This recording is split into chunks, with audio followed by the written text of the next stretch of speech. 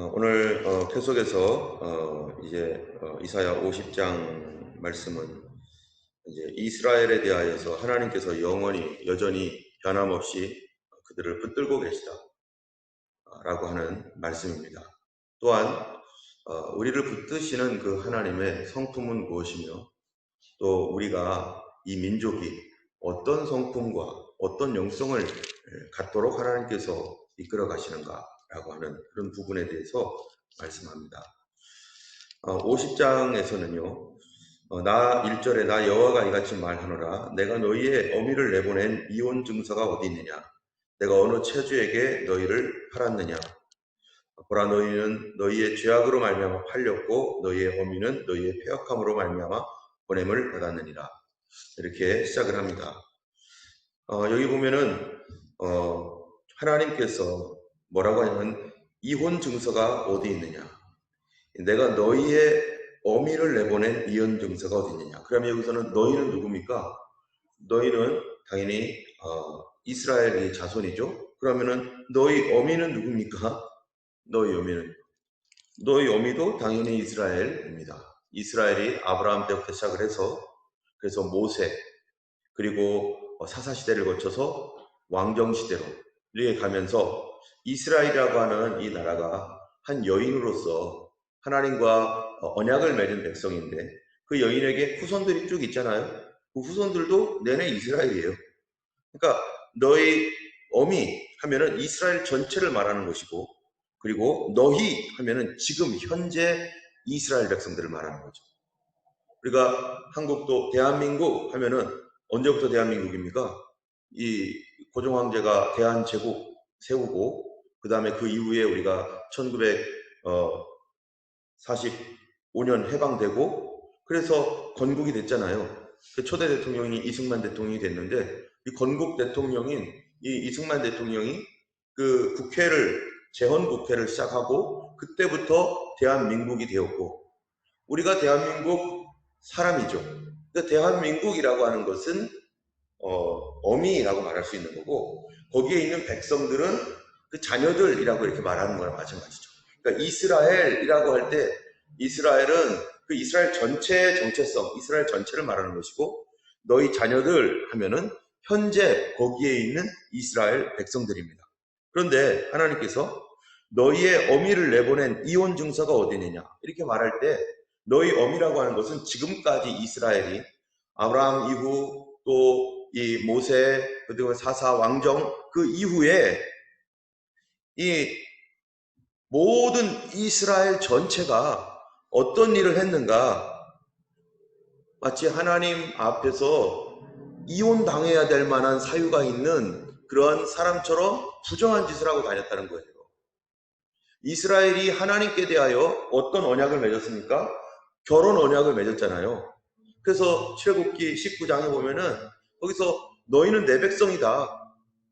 나는 너의 하나님이다. 이런 얘기가 커투빔이라고 하는 이 결혼 약혼 시기에 혼인 시기나 마찬가지인데 이 혼인 언약을 맺어서 하나님과 이스라엘은 마치 부부와 같은 그런 그 하나님께서 그들을 어덥션했죠. 그 아내로 맞이한 거나 마찬가지인데 그런 혼인 계약과 같은 그 일을 했던 그 이스라엘 전체가 시간이 점점점 지나면서 부정한 짓을 하는데 그 부정한 짓이 뭡니까? 바로 우상 숭배하는 거였습니다. 그리고 도덕적으로 타락하고 영적 타락, 도덕적 타락. 그러니까 영적으로 타락하니까 도덕적으로 타락하는 거죠. 그래서 그런 일로 인해서 뭐라고요? 내가 너희 어미를 내보낸 이혼 증서가 어디 있느냐? 내가 어느 체주에게 너희를 팔았느냐? 지금 너희를 팔았느냐라고 하는 이 말은 어떤 것을 전제로 하고 있냐면은 바로 바벨론이 쳐들어와서 70년 동안 그들을 포로로 잡아가요. 앞으로 그럴 일이에요. 그런데 마치 이것을 이미 일어난 일처럼 하나님께서 이사야를 통해서 얘기하는 거죠. 미래의 일인데 이미 일어난 것처럼 얘기한다는 것은 뭡니까? 확정됐다는 거죠. 확정됐다. 이 이스라엘 백성들이 그 당시에 그 이스라엘 백성들 당시에 이 어떤 아내가 예를 들어서 남편과 결혼을 해서 이 간음을 행했다. 그러면요. 이건 아주 사형 선고입니다. 이건 사형에 해당되는 죄예요. 그럴 때는 뭐가 없냐? 이혼 증서 줄 필요도 없어요. 이건 이혼 증서를 줄 필요도 없어요. 그런데 어떤 부정한 일이 있어요. 그게 무엇이건 간에 이 가정을 수치스럽게 했다든지 뭐 하여튼간 이 여인에게서 부정한 일이 있으면, 간음은 아니지만 부정한 일이 있으면 남편이 더 이상 이 사람하고 이 부정한 일 때문에 도저히 이 사람을 내 아내로 계속 두고 살 수가 없다. 이렇게 되면 둘이 어떻게 될 것 같아요? 여자는 핍박을 받고 남편은 남편도 고통을 받고 뭐 이런 그 고통 가운데 있을 수밖에 없는 그러한 경우에 남편이 그때 이혼 증서를 써줍니다. 이혼 증서를 써줘서 그래서 이 아내에게 줘요. 그러면 이 이혼 증서를 받은 아내는 어떻게 될 수 있냐면은 다시 결혼할 수 있어요. 다시 재가할 수 있어요. 그런데 이혼 증서가 없다. 그러면은 어떻게 되겠어요? 결혼 못 해요. 남편이 이혼 증서를 써줘야 되는데. 그러니까 이 이스라엘 백성들에게 하나님 말씀한 거가 뭐냐면은 내가 언제 너희에게 이혼 증서 써줬냐? 라고 하는 것은 두 가지를 의미하는 거예요. 그들의 부정이 너무 심각하고 이거는 사형에 해당하는 이 간음과 같은 범죄를 저질렀기 때문에 이혼 증서 쓸 필요도 없는 거죠. 그러니까 이 이스라엘 백성은 당연히 멸망을 받고 당연히 심판받아 마땅한 그런 백성이고, 그 이스라엘의 자녀들이라고 하는 지금 현재에 있는 그 이스라엘 사람들은 그 당시에 사람들이 가난하고 힘들고 어려우면 이 채무 관계 때문에 이 돈을 갚기 어려울 경우 무슨 일을 합니까? 자녀들을 팔아요. 종으로. 물론 영원히 팔리는 건 아니죠. 그래서 나중에 7년이 지나고 10년이 되면 돌아오게 되는 거죠. 그러나 어쨌든 자녀들을 팔아서 그들이 거기에서 종노릇하면서 살 수밖에 없는 그런 형편으로 종이 돼버리는 거예요. 그럼 강제로 부모님과 떨어지게 되고 그 아이들은 거기서 무슨 죄입니까? 부모님 때문에. 그런 것처럼 이스라엘의 이 범죄, 지금까지 있었던 이 범죄가 이스라엘을 하나님께로부터 부정하게 만들어서 가늠한 여인처럼 떠나보내게 만들고, 그리고 그 자녀들인 현재 이스라엘 사람들 바벨론에 의해서 침략받아서 70년 동안 포로되게 만들었던 그거, 도대체 그게 무엇 때문이냐 물어보는 거예요. 무엇 때문입니까? 보라, 너희는 너희 죄악으로 말미암아 팔렸고 너희의 어미는 너희의 배역함으로 말미암아 내보냄을 받았느니라. 이걸 왜 얘기하냐면요, 그 당시에 이스라엘 사람들에게는 그 근동 지역에는 수많은 신들을 섬기는 나라가 있었습니다. 이스라엘은 하나님을 섬겼고 아수르는 아수르의 신, 바벨론은 바벨론의 신, 페르시아는 페르시아의 신, 자기들마다 각자 나라만큼 신들이 다양해요.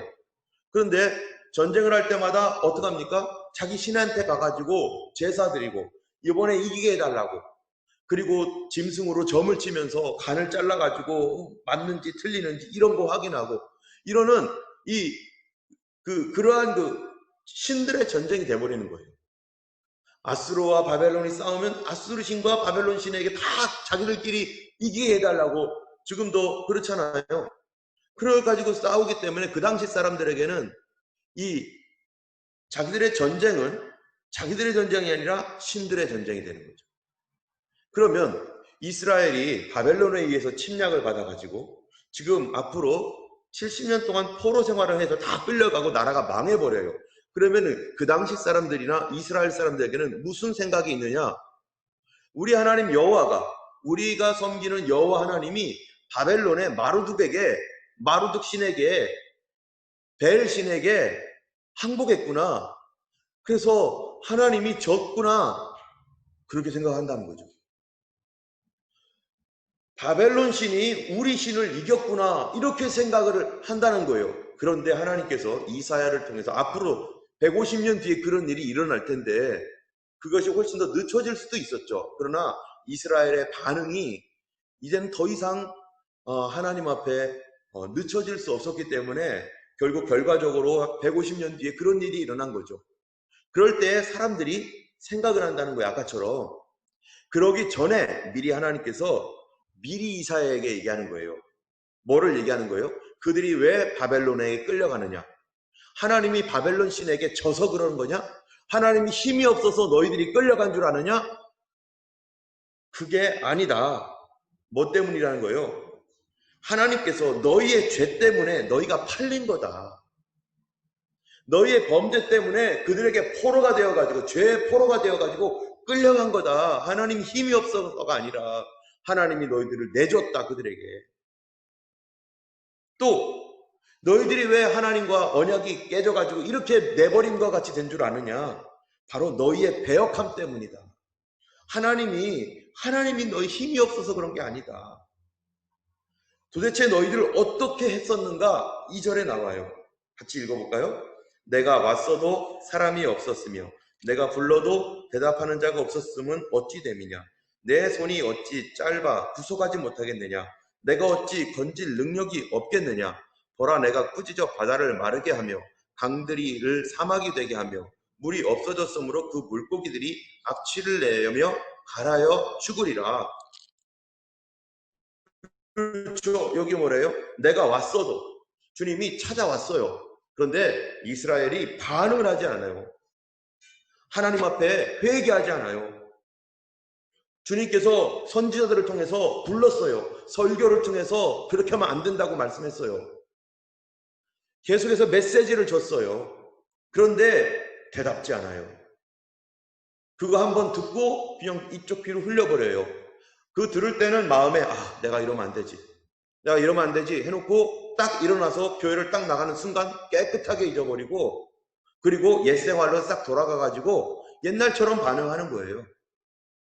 그러니까 그들이 그 범죄가 점점 쌓이니까 하나님께서 성령의 감동을 주실 때 우리가 빨리 포기하고 주님께 손들면 더 이상 진행이 안 됩니다. 거기서 하나님께서 그래. 그게 자기를 죽이는 거죠. 그래서 사도 바울이 나는 날마다 죽노라.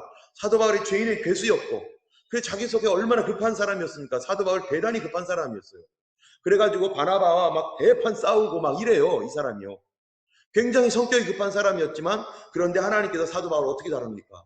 눈이 멀게 하죠. 얼마나 큰 충격입니까? 눈이 멀어버렸는데.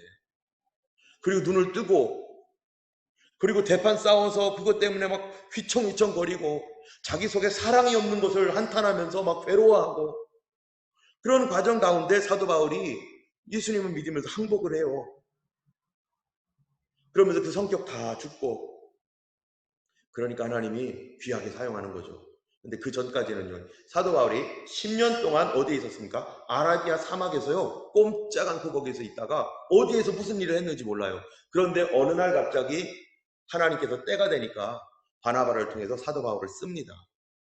그래서 예루살렘 교회에 딱 세우고, 그리고 이 안디옥 교회에 파송을 받아서 선교사로 사역하는데, 그 사도 바울이 예수 믿기 이전에 가지고 있었던 모든 습관들, 그리고 자기가 예수 믿은 이후에 여전히 변하지 않고 있는 자기의 급한 성격과 자기의 자신의 이런 악한 이런 모든 것들이요, 10년 동안 아마 하나님께서 사막에서 다루고 광야에서 다루고, 그래서 사도 바울이 다 깨지고 부서지고 깨지고 했는데, 그래도 사람과 또 살다 보니까 믿는 바나바하고도 함께 티격태격 싸우면서 안 된다고, 누구를요?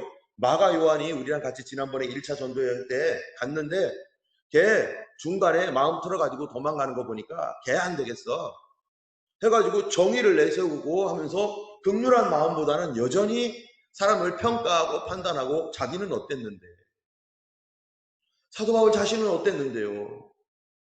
자기는 더한 사람이었잖아요. 누구를요? 스테반을 죽이고, 예수 믿는 사람 잡아다가 고문하고 죽이고, 과거를 다 잊어버렸었던 사람이에요. 그랬던 사람을 하나님이 이렇게 세워놓으면 사도 바울 어떻게 해야 됩니까?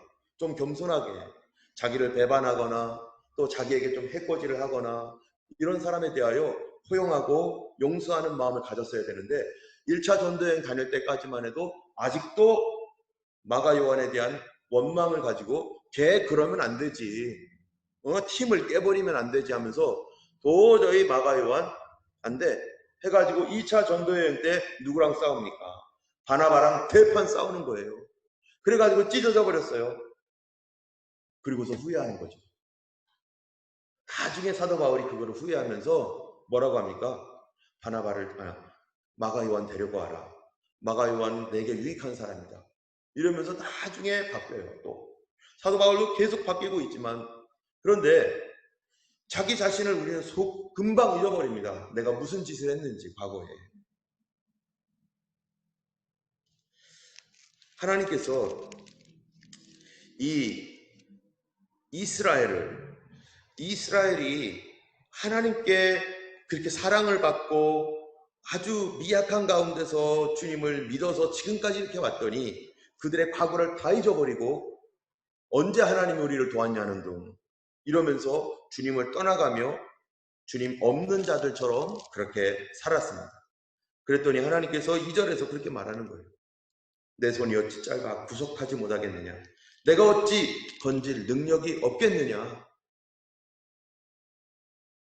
그러면서 이제 앞으로 하나님께서 메시아를 보내주실 텐데 그 메시아가 누구인지 잘 좀 봐라. 그리고 하나님께서 도대체 이스라엘을 왜 끝까지 놓지 않고 사랑하는지를 알려줘요. 이스라엘이 흉악하고 악합니다. 이스라엘처럼 그렇게 완고한 자가 없어요. 목에 쇠 힘줄을 가지고 있고 머리는 노치예요. 뻔뻔스러워요. 그런 사람을 주님이 택했어요. 배역하고 배반할 사람인 것을 알고 택했어요. 택해가지고 도대체 뭐 하려고요? 그들을 구원하려고 하겠죠. 그들을 하나님께서 그걸 결정하고 그런 줄 알고서도 택했으니까. 그런데 그렇게 해서 이스라엘 도대체 뭐 하려고 할까요? 그들을 끝까지 붙들고서 천국 가게 하려고? 물론 우리가 천국 가겠죠. 하나님 나라에 가겠죠. 그런데 둘 중에 하나예요. 천국을 가도 하나님 나라에 가더라도 하나님께 귀하게 쓰임받고 가는 사람이 있는가 하면 평생토록 얻어맞다가 가는 사람이 있다는 거죠. 평생토록 주님 나라 갈 때까지 하나님의 일 제대로 해보지도 못하고 하나님께서 그를 사용하고 싶어서 그를 두드리고 깨고 부셨는데 그런데 제대로 한번 하나님께 쓰임받지도 못하고 그렇게 가는 사람이 얼마나 많습니까? 어떤 사람은 예수님을 안 믿겠다고 너무너무 막 버티다가 여러 가지 체험도 있고 환상도 있고 막 그래서 예수 안 믿을 수 없는 사람인데 너무 고집이 세요. 그래가지고요 예수님을 안 믿다가 나중에 심각한 병에 걸려요. 그런데 그때가 나이가 70살, 80살 넘어요. 그리고 90살이 다 됐어요. 그때 예수 믿겠다고 와요. 그러면 어떤 일이 있습니까? 진작 하나님 앞에 돌아왔으면 하나님이 그를 다루셔서 그를 귀하게 사용하시고 그를 통해서 하나님 하실 일이 있는데 내가 해야 할 일을 이젠 다른 사람에게 촛대가 넘겨갔고 자기는 나머지 몇 년 겨우 신앙의 명맥만 유지하다가 그렇게 갈 수밖에 없는, 그러면은 하나님의 우리를 향한 그런 귀한 계획은, 나를 통해 이루고자 했던 계획은 나는 하나님께 제대로 쓰임받지도 못하고 평생 그것 때문에 고통만 받다가 하나님 앞에 갈 수도 있다는 겁니다. 이스라엘이 그 짝이 났던 거예요. 그런데 그 과정 가운데 하나님께서 더 놀라운 것은 이스라엘이 부서지고 깨지고 무너지는 그 과정을 통해서 다른 열방과 민족에 하나님께서 행하실 일은 다 행하셨다는 거예요. 거꾸로 그들은 하나님을 배역하고 반역했지만 다른 민족은 그 배역과 반역을 통해서 교훈을 받고, 그들이 예수님을 십자가에 못 박아 죽였는데 본인들은 정작 하나님께 택함 받아서 정말 귀한 예수님을 받았지만 십자가에 못 박아 죽이고 그리고 예수님을 거절했는데 그 거절을 통해서 다른 이방 민족이 예수를 믿고 그들이 오히려 축복받고 구원받았는데, 이거를 가리켜서 하나님께서 하나님의 지혜래요. 왜 이게 하나님의 지혜일까요? 안 믿는 이방인까지도 하나님께서 뭐 하려고? 포용하고자 하는 하나님의 지혜.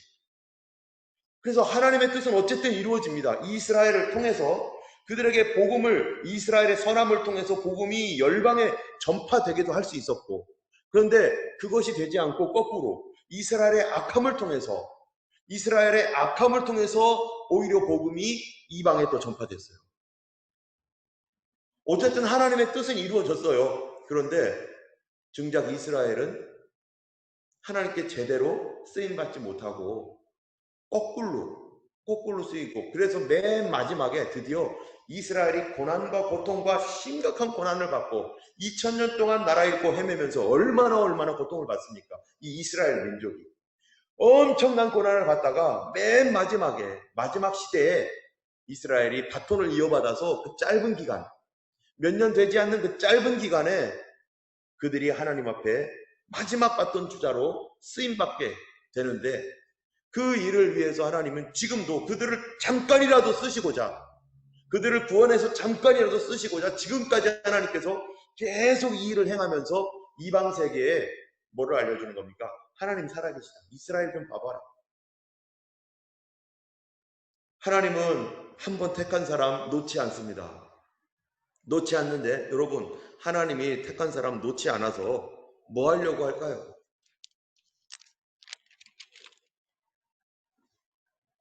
그리스도 예수께서 처음 시작하셨으니 마지막도 누구예요? 예수님으로 끝날 텐데 어떻게 하려고 하는 겁니까? 우리를 누구를 닮게 만든다는 거예요?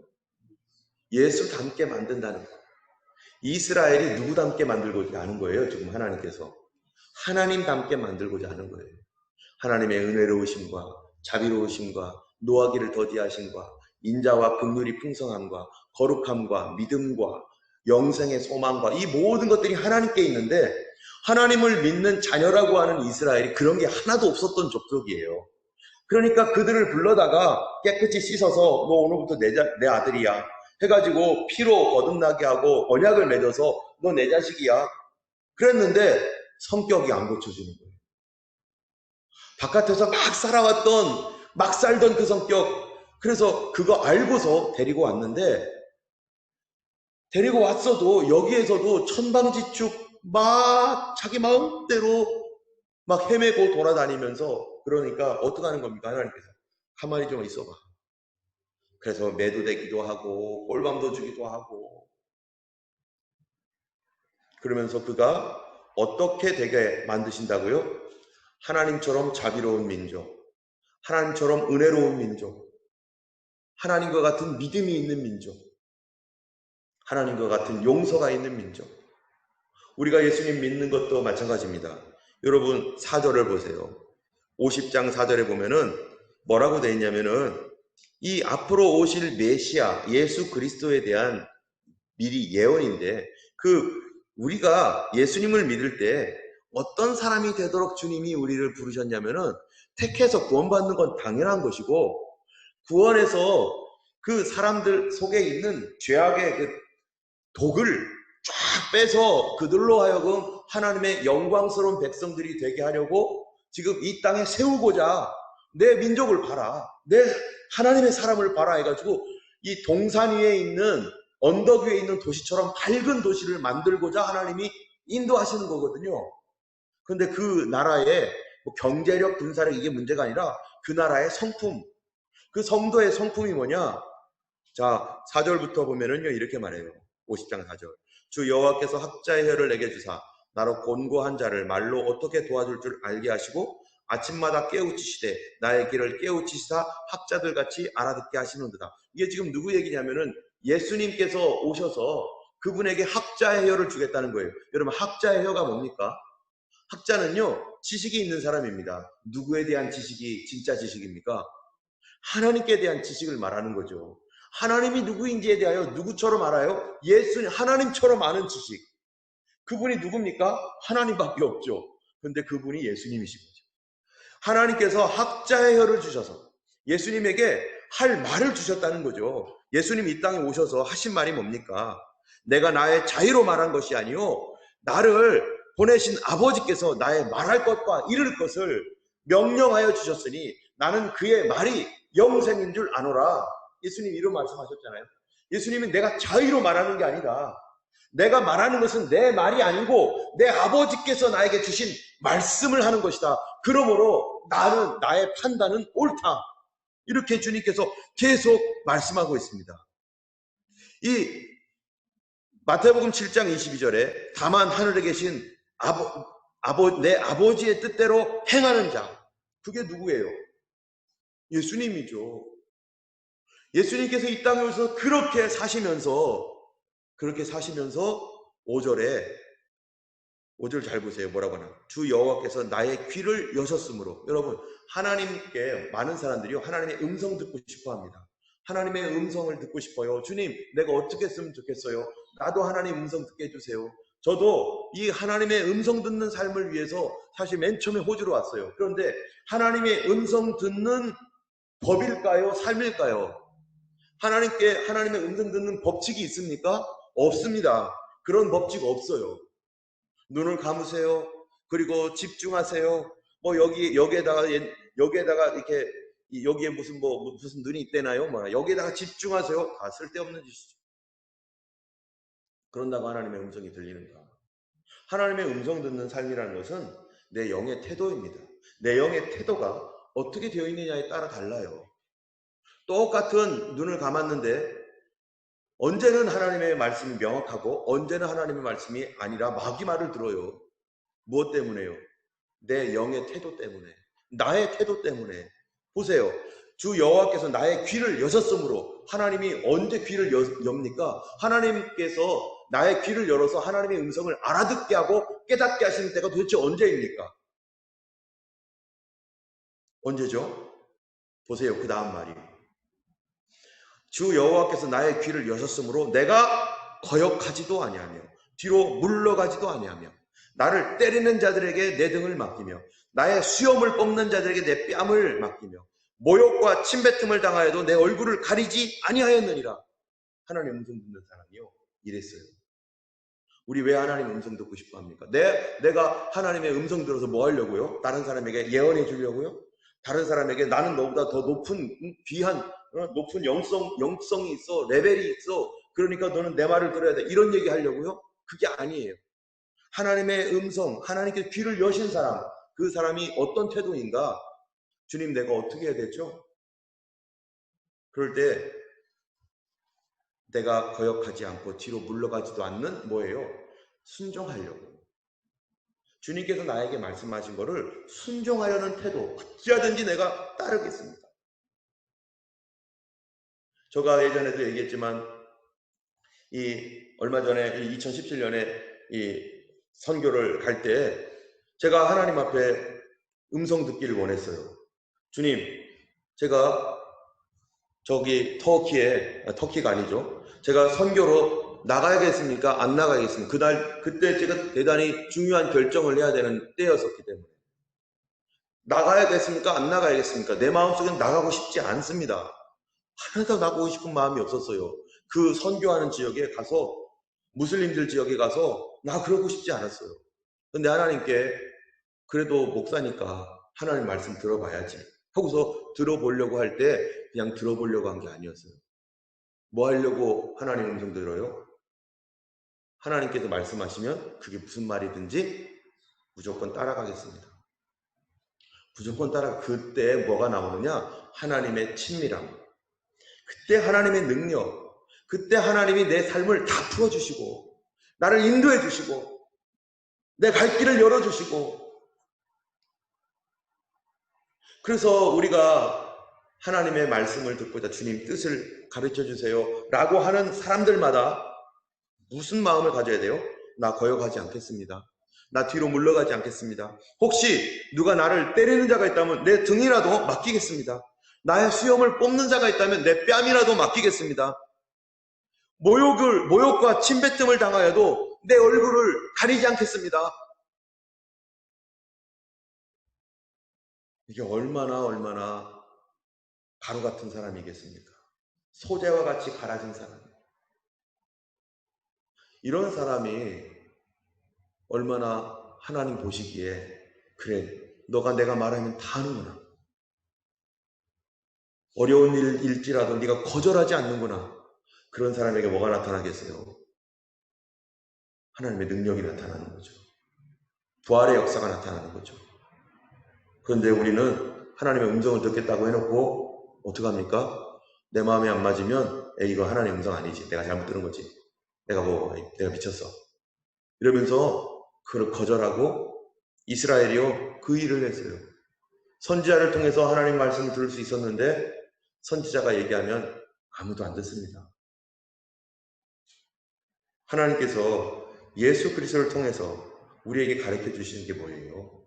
바로 우리는 도대체 하나님이 이 땅에 있는 동안에 우리에게 무엇을 주기를 원하시는가? 하나님께서는 우리 영혼은 구원하시기를 원하셔서 주님의 나라로 인도하실 겁니다. 예수님 피로. 그런데 이 땅에 있는 동안에 나에게 주님의 말씀을 들으며 주님의 사역을 하며 주님께 귀하게 여김을 받고 세상에서 주님의 일을 하는 그런 나의 달란트를 통해서 어떤 사람은 돈으로, 어떤 사람은 재능으로, 어떤 사람은 정치로, 경제로, 사회로 모든 분야에서 각자마다 일을 하겠지만, 그러나 하나님이 쓰실 수 있는 사람으로 되기까지 하나님이 뭐 하세요? 계속 다루시는 거죠. 뭐를요? 우리의 성품, 나의 영성. 그 사람을 통해서 하나님의 일을 하십니다. 아무리 사람이 없어도 그렇게 되지 않으면 하나님께서 그 사람 사용 못합니다. 계속 뭐만 해요? 훈련만 시키는 거예요. 단련만 시키는 거예요. 그래서 하나님 나라 딱 섰을 때 뭐라고 얘기하겠어요? 하나님께서 하나님 앞에 너는 훈련만 하다 왔다. 한 번도 전투해 보지도 못하고 넌 훈련만 하다 왔어. 그럼 뭐라고? 주님 어쩐지 내 인생이 이렇게 그냥 완전히 부서졌더라. 어쩐지 나 이렇게 너무 힘들게 살았어요. 나 안 죽어서. 나중에 주님 앞에 서려고 이제 모든 것을 내려놓고 죽을 때 돼서야 내가 왜 그랬지?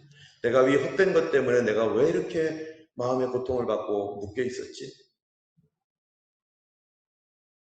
우리는 하나님께서요, 우리를 통해서 그분의 형상과 그분의 능력과 그분의 성품을 나타내주는 하나님의 영광스러운 하나님의 백성으로 우리를 삼으시기를 원하시기 때문에 지금도 뭐 하지 않는 거예요? 지금도 포기하지 않는 거예요. 포기하지 않고 딱 붙들고서 계속 갑니다. 그러면 누가 포기해야 돼요?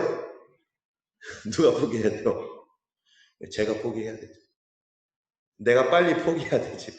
하나님한테 포기하라고 하면은 그거는 끝난 거고 빨리 내가 포기하는 게 좋아요. 그래서 사도 바울이 뭐라고 합니까? 나는 날마다 죽노라.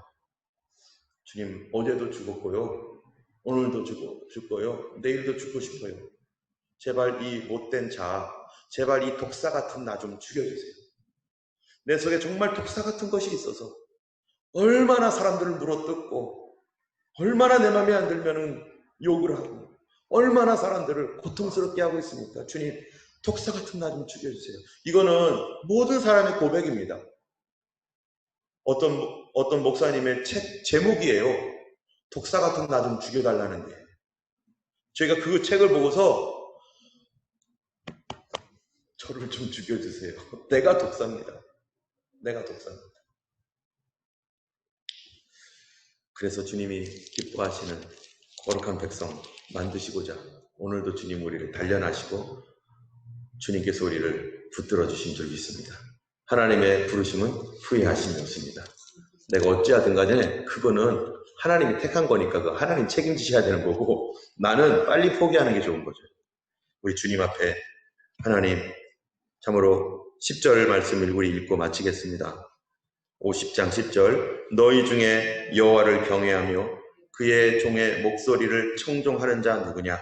흑암 중에 행하여 빛이 없는 자라도 여호와의 이름을 의뢰하며 자기 하나님께 의지할지어다.